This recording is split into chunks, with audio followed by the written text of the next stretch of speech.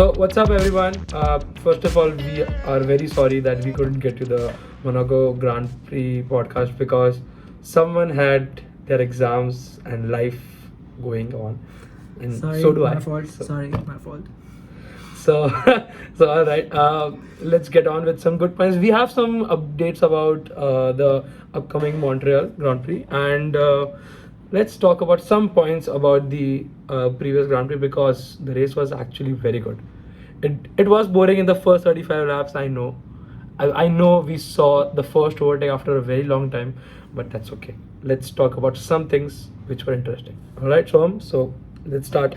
Yeah, firstly, great job by Charles winning the Monaco, breaking the Monaco curse again.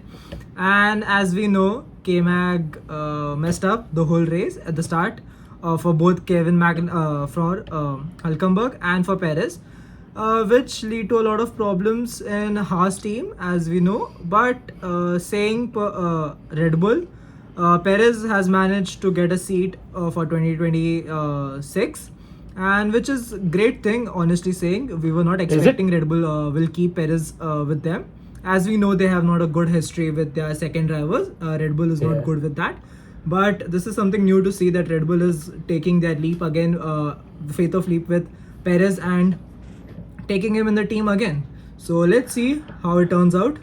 But I mean, you can give them the credit because Perez has been an incredible driver.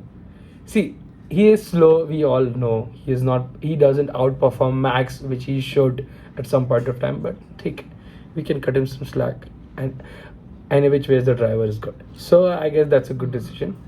But also talking about Mr. Hamilton, that he is Yes. going to Ferrari. First of all, we all know that. Yes. But he still expects Mercedes to perform someday in this year, which I think it might not happen, like, because the upgrades are of no use. Or something. At least they are competing enough, because as we saw that Hamilton was keeping up with Max in the whole race. Like, he was doing a very good job. George Russell had his own race, but he was doing fine as well. So yeah, they have some upgrades coming up to the car in Montreal. So let's see how it makes up the difference. But the big news here is that if Red Bull have a major accident again, they won't be able to get any updates to either of the car. It's not only Perez or only Max.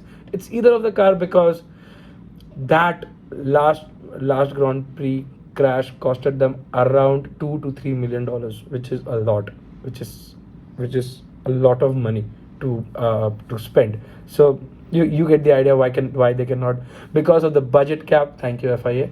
Because of the budget cap, things are tight for them. So yeah. Definitely, I would say that because these days we know there is a budget cap, and because of that, it's very difficult to keep the teams everything in order and to make everything new if they crash or anything.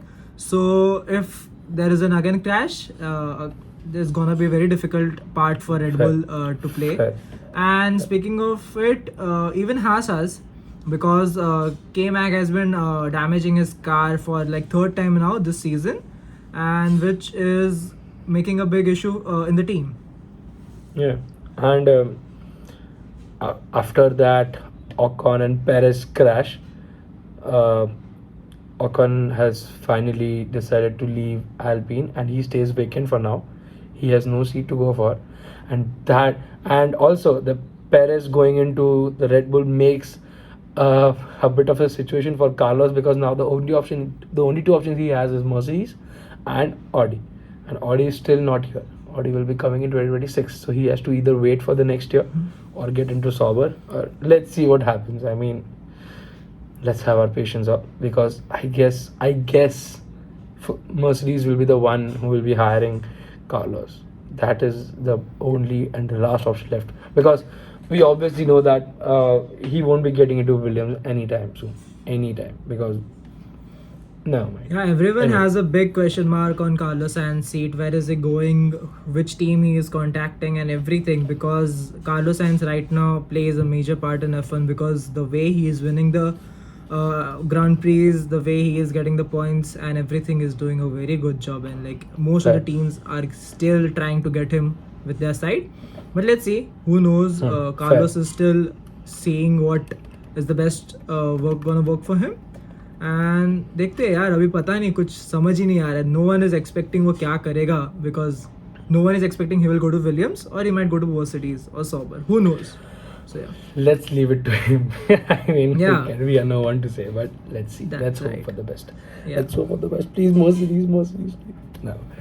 And now, if you know, Alpine seat is remaining right now. So I feel there are high chances.